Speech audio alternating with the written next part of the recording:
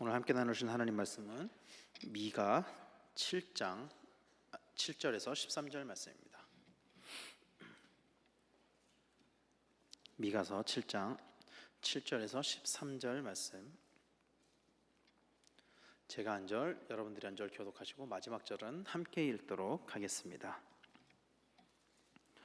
오직 나는 여호와를 우러러보며 나를 구원하시는 하나님을 바라보나니 나의 하나님이 나에게 귀를 기울이시리로다.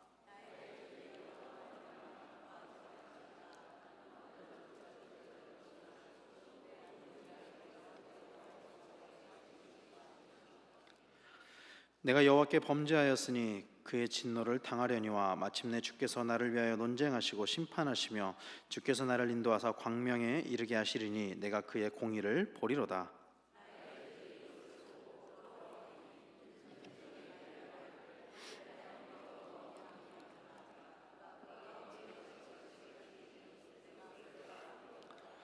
내 성벽을 건축하는 날 곧 그 날에는 지경이 넓혀질 것이라.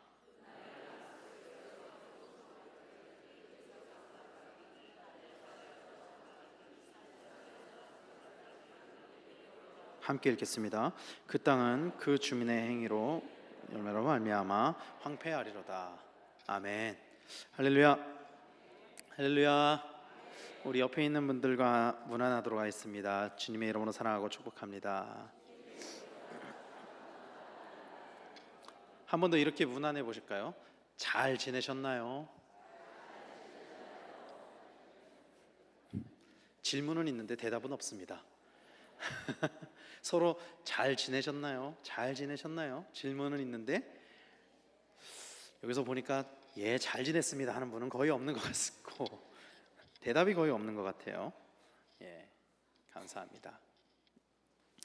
오늘 우리가 읽은 말씀은요, 이스라엘 백성을 향한 그 하나님의 마음을 이야기하고 있는 말씀입니다.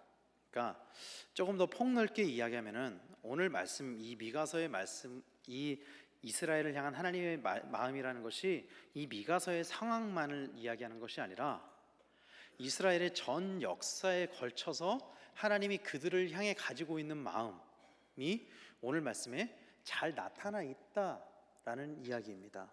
그리고 우리에게 적용을 한다면은 예수 그리스도를 믿는 언약의 백성들을 향한 그 하나님의 마음이 무엇인지 잘 나타나 있다라는 이야기입니다.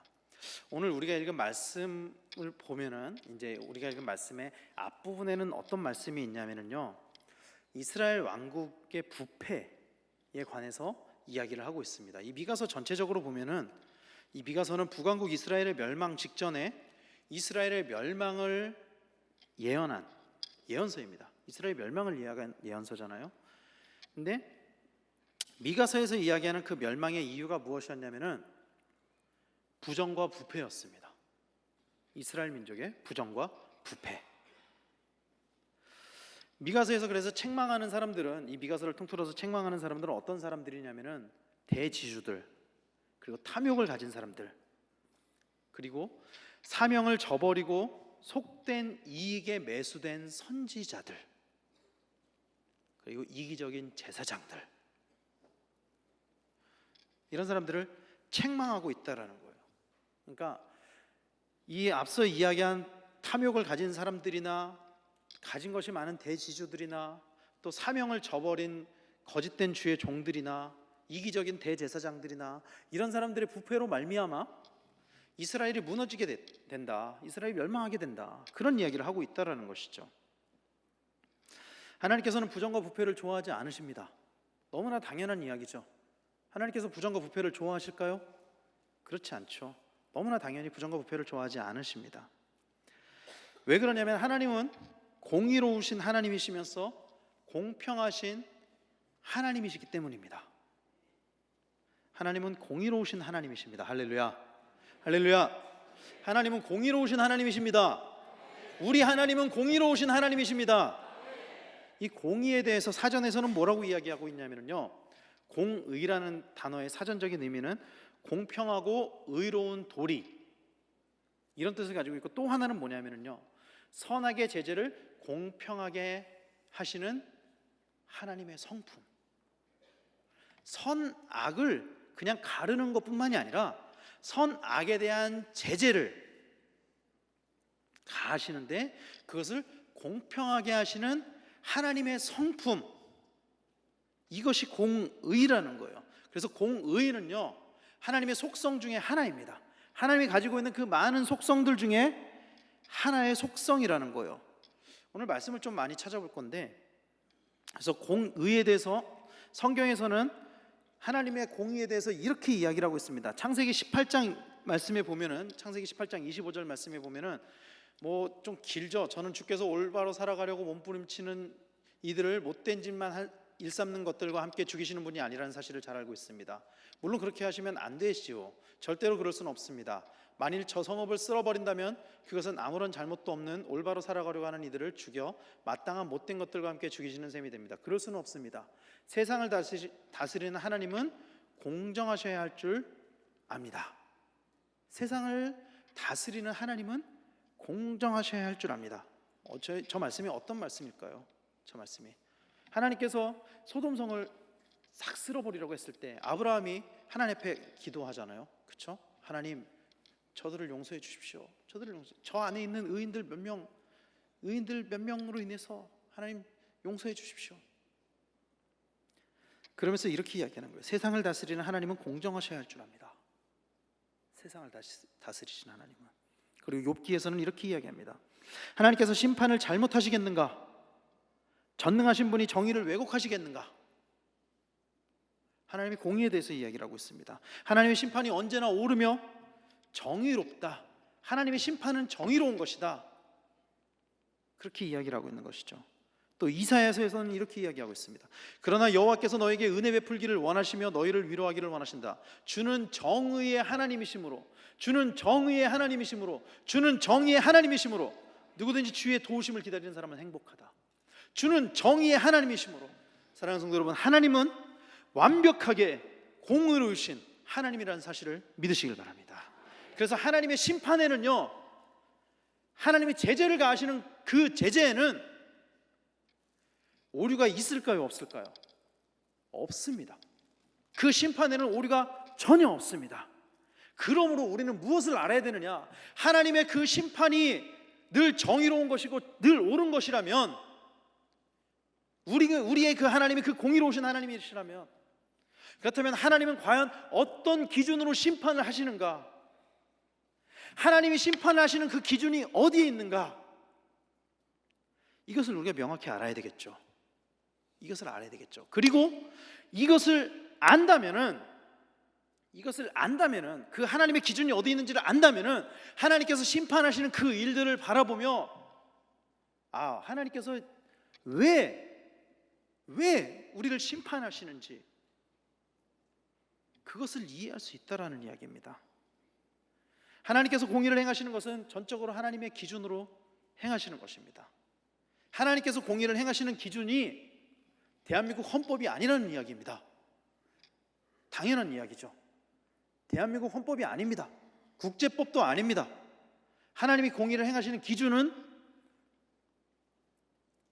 하나님의 법, 하나님의 기준, 하나님 나라의 가치관, 거기에 하나님의 기준이 있다는 것입니다. 그 기준에 대해서 신명기에서는 이렇게 이야기합니다. 그분은 반석이시며 하시는 일마다 완전하시니 그분의 모든 길이 참으로 공의로우시다. 그분은 진실하시고 거짓이 없으신 하나님이시니 의로우시고 정직하시다. 그러면서 그 기준대로 행하는 모든 일이 다 완전하고, 또 하나님은 완벽하게 공평하고 의로우셔서 하나님의 하시는 일들에는 오류가 전혀 없다라는 이야기를 반복해서 이야기하고, 다니엘에서는 이렇게 이야기합니다. 그러므로 우리에게 경고하신 대로 주께서 형벌을 내리셨습니다. 우리에게 경고하신 대로 주께서 형벌을 내리셨는데 우리가 순종하지 않다가 벌을 받았습니다. 순종하지 않다가 벌을 받았습니다. 그러므로 주께서 우리에게 하신 모든 일들은 다 옳습니다. 순종하지 않다가 벌을 받았습니다. 하나님이 우리를 심판하시는 기준은 하나님의 음성을 듣고 우리가 순종하느냐, 하나님 뜻대로 살아가느냐. 다니엘서에는 순종하지 않다가 벌을 받았다라고 이야기를 하고 있죠. 하나님의 심판의 기준은요, 하나님의 심판의 기준은 단순히 우리가 이야기하는 그 율법이 아니라는 것입니다. 율법을 뛰어넘는 그 하나님의 뜻, 율법으로만 판단할 수 없는 그 하나님의 뜻, 그것이 심판의 기준이라는 거예요. 그리고 하나님께서는 그 심판을 행하시기 위해서 우리의 외모를 보지 않으신다라고 이야기를 하고 있습니다. 베드로전서 1장 17절 말씀에 보면, 그리고 사람을 겉모양대로 판단하지 않으시고 각 사람의 행위대로 심판하시는 분을 여러분이 아버지라고 부르고 있으니, 여러분은 나그네 삶을 사는 동안 두려운 마음으로 살아가십시오. 하나님은 외모로 우리를 판단하지 않으시는 줄 믿습니다. 저한테는 너무 소망이 되는 말씀입니다. 하나님은 외모로 우리를 판단하지 않으십니다. 겉모습으로 판단하지 않으십니다. 하나님은요, 우리의 신앙 생활의 모습으로 판단하지 않는다는 것을 우리는 깨달아야 됩니다. 우리의 겉신앙으로 우리를 판단하고 겉신앙의 모습으로 우리를 심판하지 않으신다, 이거를 우리가 깨달아야 된다는 것입니다. 그리고 외모가 아닌 그 중심을 보시는, 그 사람의 행위대로 심판하시는 그 하나님의 그 뜻의 끝은, 그 판단의 끝에는 심판이 기다리고 있다는 거예요. 사랑하는 성도 여러분, 공의로우신 하나님은 심판하시는 하나님이라는 사실을 믿으시길 바랍니다. 공의라는 것은 잘잘못을 반드시 가려가지고 잘한 쪽엔 상을 주고 잘못한 쪽엔 벌을 주는 것을 공의라고 이야기하는 것이죠. 그 심판이 반드시 있다라는 거예요. 그리고 그 심판의 기준은 결국 우리가 하나님 보시기에 어떠한 삶을 살았느냐, 겉신앙이 아니라 우리의 진짜 하나님을 향한 믿음과 하나님과 교제하고 하나님과 동행하는 것, 복음대로 살아왔느냐, 여기에서 심판이 갈려진다라는 이야기를 하고 있는 거예요. 우리가 살아생전에 어떻게 살고 죽은 다음에 하는 심판뿐만이 아니라 마지막 날에 예수님께서 다시 오실 때에도 우리의 행위대로 심판하신다. 성경은 그렇게 이야기하고 있습니다. 요한계시록 20장 13절에도 그래서 이렇게 이야기를 하고 있죠. 바다가 그 가운데 죽은 자들을 내주고 또 사망과 음부도 그 가운데서 죽은 자들을 내주매 각 사람이 자기의 행위대로 심판을 받고, 각 사람이 자기의 행위대로 심판을 받고, 이렇게 이야기하고 있다는 거예요. 사랑하는 성도 여러분, 모든 사람은 자기의 행한 대로 심판을 받게 되어 있다.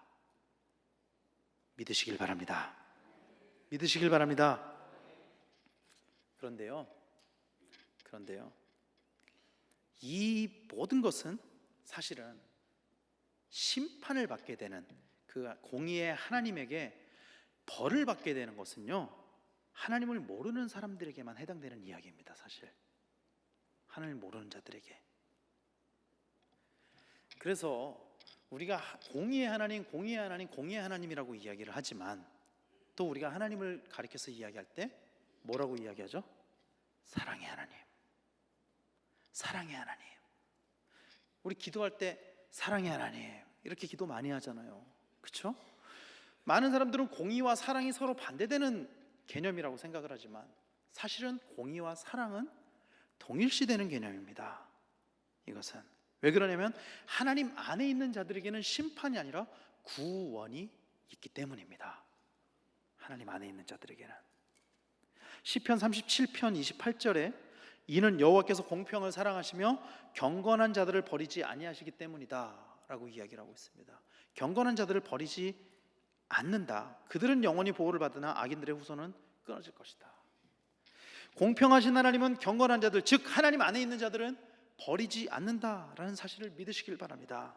종말의 세상이, 종말로 마지막 날에, 그 마지막 날에 종말이 올 때에 세상이 멸망을 당할 때라도, 다 멸망을 당할 때라도 하나님 안에 있는 자들은 멸망을 당하지 않는다. 이것이 공의, 이것이 하나님의 공의이고 그것이 하나님의 사랑이다. 할렐루야. 오늘 우리가 읽은 말씀의 배경은 앞에서 말씀드린 것처럼 부패한 이스라엘이 멸망을 당하게 되는 것에 대한 예언을 하고 있는 말씀이에요. 부패한 이스라엘이 멸망을 당하게 된다. 그런데 공의의 하나님은 구원의 하나님과 동일한 분이시라는 것이 오늘 말씀에서 잘 나타난다는 것입니다. 오늘 말씀에 보면은 가장 먼저 이 성경을 쓴 필자는 오직 여호와를 우러러본다라고 이야기를 하고 있습니다. 그리고 그렇게 우러러보는 이유는 정의가 무너진 사회, 부패가 만연된 이스라엘에서도 여전히 하나님을 바라는 자들의 음성을 들으시는 그 하나님이 있기 때문이라고 오늘 말씀은 그렇게 시작되고 있어요. 여전히 이스라엘 사회는 부패하고 썩어 있었지만 그럼에도 불구하고 내가 하늘을 우러러보는 것은 그럼에도 불구하고 아직도 우리의 음성을 들으시는 하나님이 계시기 때문에, 사랑하는 성도 여러분, 하나님은 우리의 음성을 들으시는 하나님이십니다. 하나님은 우리를 향해서 하나님의 음성을 들려주시기도 하잖아요. 그렇죠? 그래서 우리가 하나님의 음성을 듣잖아요. 그러기도 하지만 또 우리의 음성을 들으시기도 하신다라는 거예요. 즉 하나님은 우리와 소통하시면서 교제하시는 하나님이시다라는 것입니다. 하나님은 우리의 왕이시고 우리의 주인이시지만 하나님은 우리와 도저히 같이 교제할 수 없는 질적으로 차원이 다른 대상이지만 그럼에도 불구하고 하나님께서는 우리와 교제를 하신다라는 사실입니다. 우리가 죄 가운데 빠져 있을 때에도 하나님은 우리의 음성을 들으신다라는 이야기입니다. 그리고 오늘 말씀에서 미가는 죄 가운데 빠진 두 그룹을 이야기를 하고 있습니다. 첫 번째는요, 죄 가운데 빠진 이스라엘 백성들, 그리고 하나님을 대적하는 자들을 이야기하고 있습니다. 8절 말씀에 원수야 나를 비웃지 마라, 그러면서 그 원수에 대해서 이야기를 하고, 내가 쓰러졌으나 다시 일어날 것이요 지금은 재앙의 그늘 속에 앉아 있으나 여호와께서 내게 등불이 되어 주실 것이다 라고 이야기를 하고 있습니다. 여기서 이야기하는 원수는요, 이 시대상으로 보면은 바벨론과 또 그 바벨론을 돕고 있는 동맹국들을 이야기하는 것입니다. 자, 이 말씀 가운데 보면은 이스라엘이 얼마나 어려운 상황에 있는지 잘 이야기를 해주고 있죠. 원수야 나를 비웃지 마라, 내가 쓰러졌으나 라고 이야기를 하고 있잖아요. 이스라엘이 쓰러졌다라고 이야기를 하고 있습니다. 이스라엘은 부정과 부패 가운데 쓰러지는 지경에 이르렀다라는 거예요. 그만큼 어려운 상황이었다라는 거예요. 이 나라가, 이 민족이, 이 사회가 그만큼 어려웠다라는 것이죠. 그러나 그 가운데서도 미가는 이스라엘 백성들을 하나님께서 버리지 않으실 것을 확신하고 있다라는 것입니다. 비록 지금은 죄 가운데 쓰러졌지만 다시 일어날 것이다, 이렇게 이야기하고 있거든요. 죄 가운데 쓰러졌지만 다시 일어날 것이다, 이렇게 이야기하고 있다는 것입니다. 이 한 가지의 그룹이 이스라엘을 대적하는 원수들과 또 이스라엘의 부패한 사람들이라면, 다른 죄 가운데 빠진 한 가지의 그룹은 자기 자신을 이야기하고 있습니다. 그러니까 다시 이야기하면은 우리가 이렇게 된 것에 대한 그 죄의 근본 원인은 원수야 나를 비웃지 마라 하면서 저들의 죄악도 있지만, 지금은 재앙의 그늘 속에 앉아있는 내가 있는 이 공동체의 범죄, 그리고 그것만 이야기하는 것이냐, 또 나의 범죄, 자기 자신을 이야기하고 있다는 거예요. 9절 말씀에 보면 이렇게 이야기합니다. 내가 여호와께 범죄하였기 때문에 주께서 나를 벌하시는 동안에는 내가 그 분노를 감당하며 참고 기다릴 것이다. 그러나 마침내는 주께서 나를 모든 원수들의 손에서 건져주시고 그들이 내게 행한 모든 악에 대하여 형벌을 내리실 것이다. 하나님께서 나를 이 어두운 곳에서 밝은 곳으로 이끌어내시고 나는 주님의 인자하심을 체험할 것이다. 노란 부분만 다시 읽어보면, 내가 여호와께 범죄하였기 때문에 내가 그 분노를 감당하며 참고 기다릴 것이다. 자기 자신을 비롯한 이스라엘 백성들의 죄를 솔직하게 고백하고 있습니다. 이것이 다른 사람의 죄가 아니라, 앞에서는 지주들, 탐욕한 사람들, 또 세상 가운데 빠진 제사장들, 선지자들, 그런 사람들을 이야기하지만 마지막에 가서는 나의 죄 때문에 다른 사람의 죄가 아닌 나의 죄 때문이라고 이야기를 하고 있다는 거예요. 그리고 그 죄값을 달게 지며 참고 기다릴 것이다. 그 죄값을 달게 지며 참고 기다릴 것이다. 그렇게 이야기하고 있다는 것입니다. 여러분, 지금 속된 말로 나락골이 말이 아니죠. 사실 말이 아닙니다. 뭐 누가 어떤 잘못을 했는지는 나중엔 밝혀지게 되겠지만, 그것을 바라보고 있는 우리 그리스도인들도 한번 좀 생각을 해봐야 되는 것 같습니다. 이런 일들이 일어난 것들에 대해서. 전 세계 모든 국가 중에 우리나라만큼 기독교가 큰 영향력을 가지고 있는 나라가 얼마나 될까요, 과연? 기독교인들이 큰 목소리를 내고 그것이 사회에 영향력을 줄 수 있는 나라가 전 세계에 도대체 몇 개국이나 되며, 우리나라보다 그 영향력이 더 큰 나라가 얼마나 될까요, 여러분? 거의 없을 것 같아요, 제 생각에는.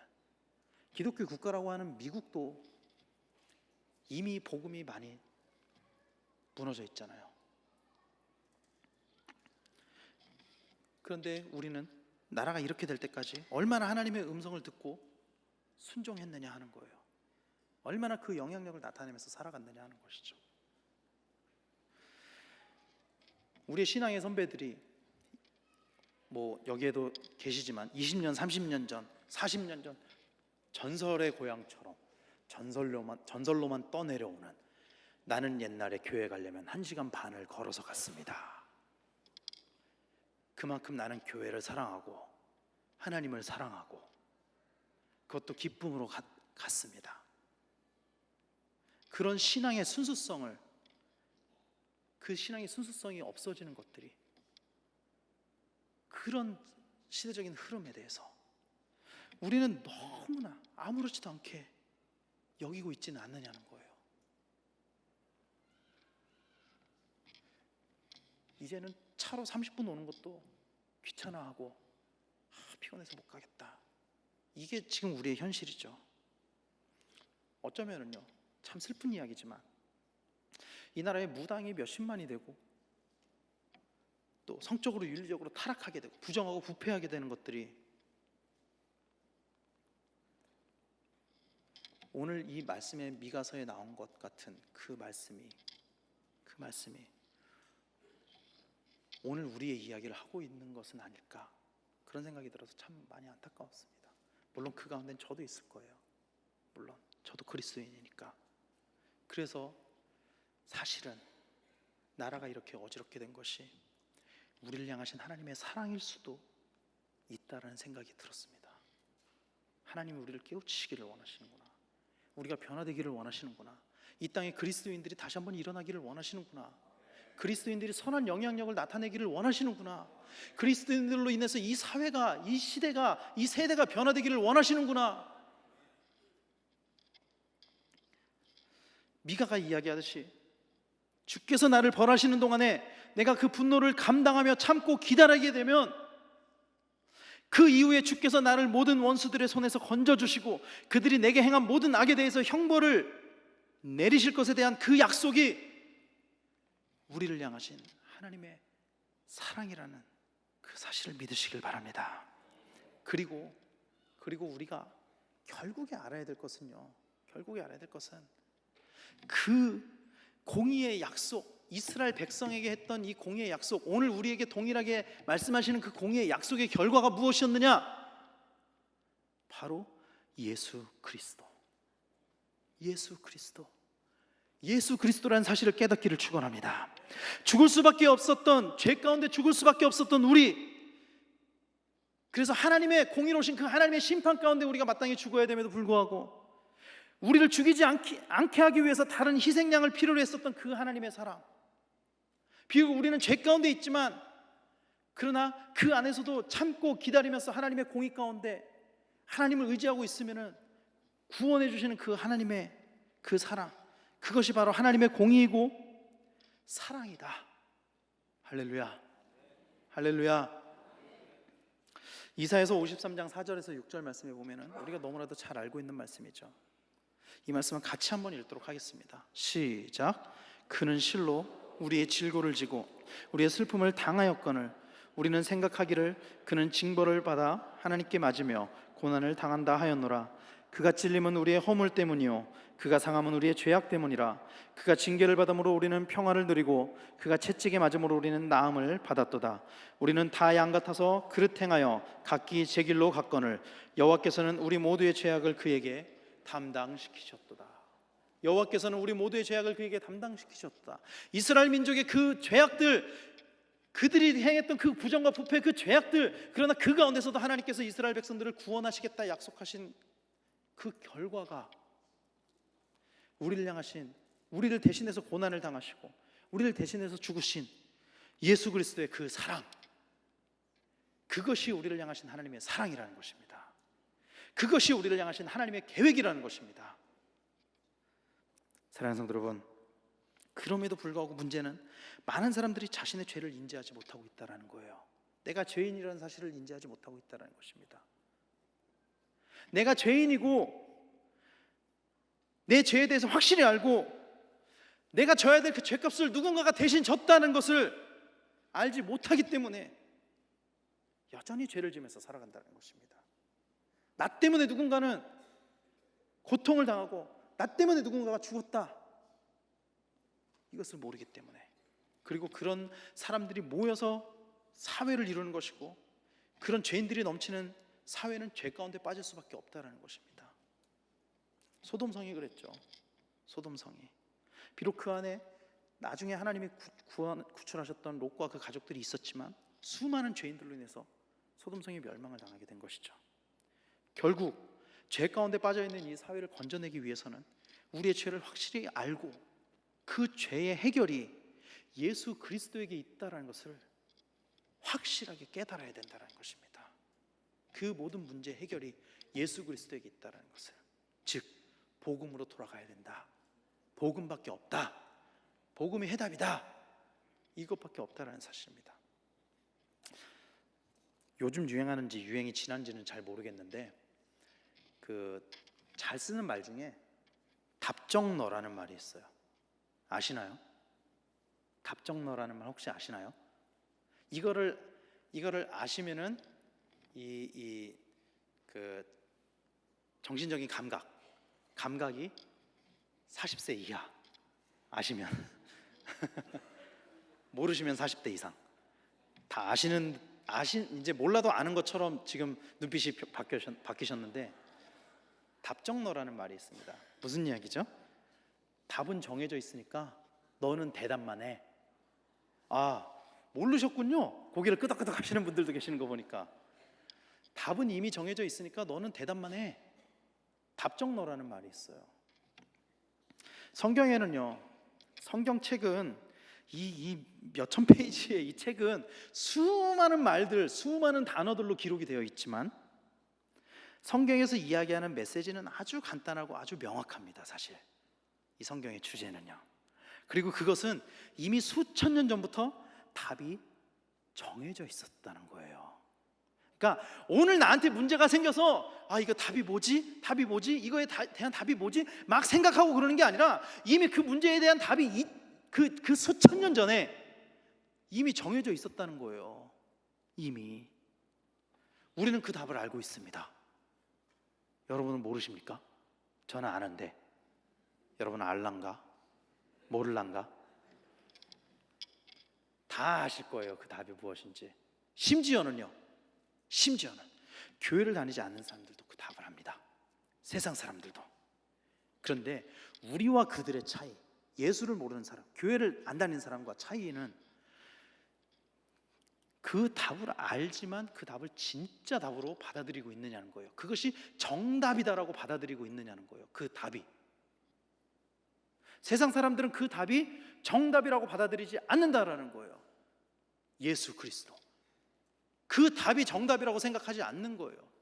우리는 그 답, 이미 몇천 년 전부터 정해져 있었던 그 답이 정답이라는 것을 아는 것이죠. 그리고 그 답을 진짜 답으로 받아들이지 않는 자들의 결과에 대해서 오늘 말씀에서는 이렇게 이야기하고 있습니다. 10절 말씀입니다. 그때는 나의 원수들이 하나님이 내 편에 계신 것을 볼 것이다. 그들이 지금은 나를 향하여 도대체 네 하나님이 어디 있느냐 하고 욕을 하지만 그때는 그들이 수치를 당할 것이다. 나는 지금 이미 그들이 길바닥에 진흙같이 밟히고 있는 것을 내 눈으로 직접 내려다보고 있다. 사랑하는 성도 여러분, 성경은 철저하게 공의로우신 하나님께서 원수들을 심판하실 것을 이야기하고 있습니다. 성경에서는요. 그러므로 우리는 낭망할 필요가 있을까요? 없을까요? 없습니다. 우리는 낭망할 필요가 없어요. 왜 그러냐면은 아무리 세상이 타락해도 하나님께서 이 세상을 멸망시킨다 그래도 하나님께서는 공의로우신 하나님께서는 그 행위에 따라서 우리를 건져주실 것이기 때문입니다. 우리를 건져주실 것이기 때문입니다. 그러므로 세상에 아무리 악하고 타락하고 있다고 할지라도 우리는 희망을 가지고 살아야 된다는 것입니다. 시편 42편 11절 말씀에 이렇게 이야기하죠. 내 영혼아 네가 어찌하여 낙심하여 어찌하여 내 속에서 불안해하는가. 너는 하나님께 소망을 두라. 나는 그가 나타나 도우심으로 말미암아 내 하나님을 여전히 찬송하리로다. 이렇게 이야기를 하고 있죠. 우리는 오직 하나님께 소망을 두어야 될 줄로 믿습니다. 오직 하나님께 소망을 두어야 될 줄로 믿습니다. 하나님께서 우리를 위해서 행하시는 일을 볼 수 있어야 합니다. 그렇기 때문에 이 악한 세상 가운데도 여전히 하나님께서는 살아계시고 여전히 하나님께서는 우리의 삶을 통해서 역사하신다는 사실을 우리가 눈으로 보고 그것으로 소망을 삼고 그로 인해서 세상이 감당하지 못하는 성도들 우리가 되어야 될 줄로 믿습니다. 그래서 하나님의 음성이 있을 때 우리는 소망을 가지고 담대하게 하나님의 뜻대로 살아야 될 줄로 믿습니다. 왜? 하나님이 각 사람의 행위에 따라서 행한 대로 심판하신다라고 이야기하고 있기 때문에 그 하나님의 음성을 들었다면 반드시 우리는 행해야 된다라는 것입니다. 마치 나단이 다윗에게 죽음을 무릅쓰고 나갔던 것처럼 우리는 담대하게 복음을 증거할 수 있어야 된다는 것입니다. 이 모든 것에 대한 해답이, 이 영적인 타락에 대한 해답이 예수 그리스도에게 있다는 사실을 우리는 담대하게 증거할 수 있어야 된다는 것입니다. 그리고 그 순종함이 우리를 구원할 줄로 믿습니다. 하나님을 향한 그 소망이 우리를 변화시킬 줄로 믿습니다. 여러분, 답정너, 아까 얘기했던 그 답정너의 끝이, 이 답정너의 끝, 결국 답이 무엇입니까? 결국에는 그럼에도 불구하고 예수님은 우리를 버리시지 않으신다라는 거예요. 이 악한 세상 가운데서도 그러나 그럼에도 예수님은 우리를 버리시지 않으신다는 것입니다. 어떤 환난과 어려움 속에서도 예수님은 우리를 버리지 않으신다는 것입니다. 우리가 예수님 안에 거하기만 하면 말씀을 마무리하겠습니다. 사랑하는 성도 여러분, 우리 한 사람 한 사람이 먼저 바로 서야 될 줄로 믿습니다. 우리 한 사람 한 사람이 먼저 바로 서야 됩니다. 우리 그리스도인들이 바로 서야 됩니다. 먼저 우리가 바로 서지 않으면 도대체 누가 바로 섭니까? 도대체 누가 이 타락한 세상 가운데서 공의를 이야기하고 도대체 누가 선을 이야기할 수 있습니까? 복음을 알고 있고 복음으로 변화된 우리가 먼저 바로 서고 우리가 먼저 공의를 이야기할 수가 있어야 되죠. 그래서 우리가 가진 이 선한 영향력으로 이 사회를 변화시켜야 됩니다. 우리가 변화시켜야 돼요. 그 선한 영향력으로. 그리스도인들은 당연히 사회에 선한 영향력을 끼쳐야만 합니다. 당연히. 그것이 우리로 하여금 빛과 소금으로 살게 하신 하나님의 뜻이다 라는 사실을 깨달아야 될 줄로 믿습니다. 잠언에 보면 이런 말씀이 있습니다. 잠언 21장 15절 말씀에 정의를 실천하며 살려고 애쓰는 이들에게는 한없는 기쁨이 찾아오고 할 수 있는 한 못된 짓하고 사는 것들에게는 파멸만이 찾아오리라. 정의를 실천하고 살려고 애쓰는 이들에겐 한없는 기쁨이 찾아온다라고 이야기를 하고 있습니다. 결국 우리는 하나님의 뜻을 알고 정의가 하나님의 뜻이잖아요. 그리고 하나님의 뜻대로 행하는 사람, 그냥 행하는 게 아니라 능동적으로 하나님의 뜻대로 살기 위해서 몸부리치는 사람, 그런 선한 영향력이 나타나기를 위해서 노력하는 사람, 그런 사람이 되어야 된다 깨달으시길 바랍니다. 그것이 무엇이 되었던 간에 우리에게 말씀하시는 그 하나님의 뜻에 순종하는 우리 성도님들 다 되시기를 축원합니다. 그럴 때 하나님은 우리를 변화시키시고 우리를 구원시키실 것이고 이 땅에 의인이 많아지게 될 줄로 믿습니다. 이 땅에 의인이 많아지면은요, 이 타락한 이 시대가, 이 사회가 다시 한번 정결해지고 깨끗해지고 변해질 줄로 믿습니다. 우리 신길교회 성도들이 가장 먼저 하나님 앞에서 이런 의인으로 바로 서게 되기를 간절히 축원합니다. 우리가 늘 기도하잖아요. 나라를 위해서 기도하고 사회를 위해서 기도하고 한국 교회를 위해서 기도하고 세계를 위해서 기도하고, 우리가 기도하는 것처럼 이 땅이 공의로운 국가가 될 수 있도록, 하나님이 다스리는 국가가 될 수 있도록 기도하고 또 행동하고, 그래서 선한 영향력을 끼치는 우리 성도님들 다 되시기를 축원합니다.